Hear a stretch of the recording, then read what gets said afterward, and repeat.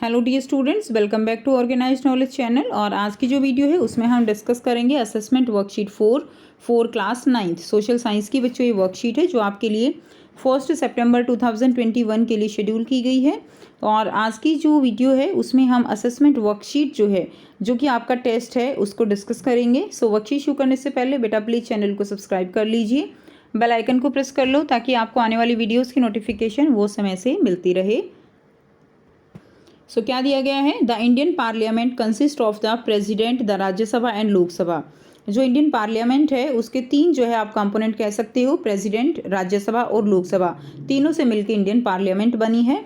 After the Lok Sabha election the party getting the majority form the government. Lok Sabha election होते हैं, उसके बाद जो पार्टी मेजोरिटी में होती है वो सरकार बनाती है। ये सब कुछ बच्चे आप वर्कशीट के थ्रू पढ़ चुके हो, तो इनको हम डिटेल में यहाँ पर डिस्कस नहीं करेंगे, ठीक है। जो पार्टी जिसके पास मेजोरिटी होती है वो गवर्नमेंट फॉर्म करती है। Some time a coalition government is formed in the absence of a majority. और अगर कई बार क्या होता है कि मेजोरिटी एक दल जो है एक पार्टी को नहीं मिलती है तो आपस में मिलके पार्टी जो है वो सरकार बना लेती है, उसको हम कॉलिशन गवर्नमेंट बोलते हैं, या हिंदी में आप जिसको गठबंधन की सरकार कह सकते हो। Now the political party which oppose the majority party in the parliament are called opposition parties। और जो पॉलिटिकल पार्टी जो है मेजोरिटी पार्टी के अपोज होती हैं, ठीक है, यानी जिनको आप कह सकते हो बहुमत नहीं मिलता है, मेजोरिटी नहीं मिलती है, उसको हम अपोजिशन पार्टी कहते हैं। The prime minister is the head of the ruling party इन लोकसभा। और जो पार्टी जो गवर्न करेगी, जिसकी सरकार होगी, उसको रूलिंग पार्टी कहेंगे और उसका हेड होता है prime minister. The Prime Minister select other ministers such as Health Minister, Education, Finance, etc. who take charge of the government work related to these। और जो प्राइम मिनिस्टर है वो बाकी जो दूसरे मिनिस्टर्स है उनको सेलेक्ट करता है, जैसे कि हेल्थ मिनिस्टर है, फाइनेंस मिनिस्टर है, एजुकेशन मिनिस्टर है, जो कि इससे रिलेटेड काम का क्या लेते हैं, एक तरह से चार्ज लेते हैं। हेल्थ जो है हेल्थ मिनिस्टर संभालेगा, एजुकेशन मिनिस्टर देखेगा। तो इस तरह से अलग अलग चार्ज वो बांट दिए जाते हैं, ठीक है। अब देखिए क्वेश्चन 1 दिया गया है, Indian parliament is formed by. तो इंडियन पार्लियामेंट जो है वो जो है किससे फॉर्म होती है? ऑप्शन ए है Rajya Sabha Lok Sabha, option B president and Rajya Sabha, option C Lok Sabha and president, and option D है प्रेसिडेंट, राज्यसभा एंड लोकसभा। तो सही आंसर क्या हो जाएगा? सभी बच्चों ने मार्क कर लिया है, ऑप्शन डी जो है इसका राइट आंसर है, प्रेसिडेंट, राज्यसभा और लोकसभा। सेकेंड क्वेश्चन देखिए, the government of 2 or more parties in absence of majority is called. तो अगर मेजोरिटी नहीं होती है तो 2 or more पार्टीज जो है सरकार बनाती है मिलके, तो उसको क्या कहेंगे? 1 party government, coalition government, both 1 and 2 and none of the above. तो इसका सही आंसर हो जाएगा कॉलिशन गवर्नमेंट, बी जो है इसका राइट आंसर होगा। नेक्स्ट देखिए क्वेश्चन नंबर 3 है, the prime minister select. Prime minister किसको सेलेक्ट करता है? एजुकेशन मिनिस्टर को, हेल्थ को, फाइनेंस को, या ऑल ऑफ द अबव? तो सभी बच्चे आंसर जानते हैं, सभी को सेलेक्ट करता है प्राइम मिनिस्टर, डी जो है इसका राइट आंसर हो जाएगा। नेक्स्ट क्वेश्चन नंबर 4 है, the opposition parties which oppose the majority parties in the parliament is called. ठीक है, ऑपोजिशन पार्टी जो कि मेजोरिटी पार्टी को अपोज करती है उसको हम क्या कहते हैं? Option A opposition, option B ruling party, C both and D है नन ऑफ द अबव। सही आंसर हो जाएगा ऑप्शन ए ऑपोजिशन पार्टी, ठीक है। नेक्स्ट देखिए क्वेश्चन नंबर 5 है, who is the head of the ruling party in the government. Government में ruling party का हेड कौन होता है? Option A finance minister, option B home minister, option C है prime minister, and option D है health minister. तो who is the head of ruling party in the government? Ruling party में जो है कौन हेड होगा? फाइनेंस मिनिस्टर या home minister? तो आंसर क्या रहेगा? प्राइम मिनिस्टर, सी जो है इसका राइट आंसर हो जाएगा। नेक्स्ट देखिए क्वेश्चन नंबर 6 दिया गया है। अब ये क्वेश्चन आपके 3 मार्क्स के हैं और लास्ट का क्वेश्चन नंबर 10 आपका ये 5 मार्क्स का है। तो 6, 7, 8, 9, 10 हम करेंगे डिटेल में। क्वेश्चन नंबर 6 रहेगा, विच मीडियम और sources are helpful to know the prehistoric period. तो कौन से सोर्सेज हैं जिनसे हम प्री हिस्टोरिक पीरियड के बारे में हमें बताने में हेल्पफुल रहते हैं? सो आंसर रहेगा फर्स्ट केव्स, बी जो है सेकंड आप लिख सकते हो अर्दन पॉट्स जो हैं वो भी एक अच्छे जो है सोर्स हैं हिस्ट्री के बारे में बताने के लिए, स्टैम्प्स हैं, and fourth organic material, and fifth है स्टोन टूल्स। नेक्स्ट देखिए क्वेश्चन नंबर 7 है, how are the decisions of the people respected in democracy.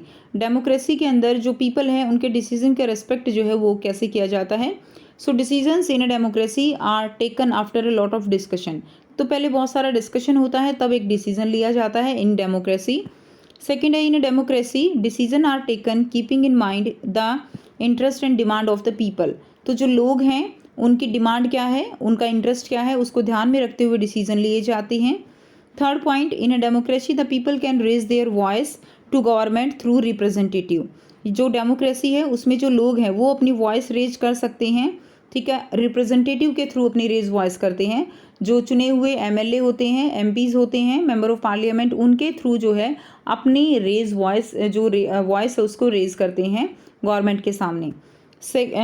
Number fourth point आप लिखेंगे, in a democracy any decision is taken with in the framework of the constitution. जो भी government decision लेती है, ठीक है, जो भी डिसीजन लिए जाते हैं वो जो कॉन्स्टिट्यूशन है हमारा उसके को ध्यान में रखते हुए उसके जो रूल्स हैं, रेगुलेशंस हैं, उनके अकॉर्डिंग जो है लिया जाता है, जिससे कि कोई अपनी तानाशाही नहीं कर सकता। नेक्स्ट देखिए, क्वेश्चन नंबर 8 है, who has played the main role in spreading the spirit of nationalism. तो जो नेशनलिज्म है उसकी स्पिरिट को स्प्रेड करने में किसका रोल है। सो आंसर लिखेंगे, फर्स्ट है सोशल रिफॉर्मर्स लाइक राजा राम मोहन राय, ठीक है। सेकेंड है ब्रिटेन पॉलिसी जैसे सब्सिडरी रूल वो लेकर आए थे, ठीक है, लैप्स जो है उनकी नीति थी। तो ये सारी जो उनकी नीतियाँ थी, उनके जो डिसीज़न थे, वो उससे लोग जो है वो परेशान हो चुके थे, जिसके कारण उनके अंदर एक स्पिरिट आ गई थी नेशनलिज्म की। तो ब्रिटिश पॉलिसीज़ का काफ़ी जो आप कह सकते हो अहम रोल है इस चीज़ में। थर्ड है promotion of the English language. तो जो ब्रिटिश है उन्होंने इंग्लिश लैंग्वेज को जो है प्रमोट किया, लोग एजुकेटेड हुए, लोगों को अपने राइट्स के बारे में पता चला, जिसके कारण उनके अंदर नेशनलिज्म जो है वो डेवलप हुई। Number 4, rise of the educated middle class, ठीक है, एजुकेशन बढ़ने से मिडिल क्लास जो है वो भी एजुकेटेड हुई। Number 5 is contribution of national leaders like Gandhi ji. तो गांधी जी जैसे लाला लाजपत राय थे, सुभाष चंद्र बोस, भगत सिंह, ये सब क्या थे, ये नेशनल लीडर्स थे जिन्होंने लोगों के अंदर नेशनलिज्म के स्पिरिट को डेवलप किया। नेक्स्ट करेंगे, क्वेश्चन नंबर 9 है, how did Europeans who come in the 17th century turn from merchant to political power describe.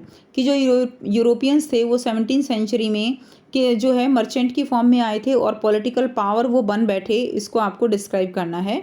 So answer आप लिखेंगे, फर्स्ट है there was a struggle among European companies for their business interest in which the British emerge as the winner.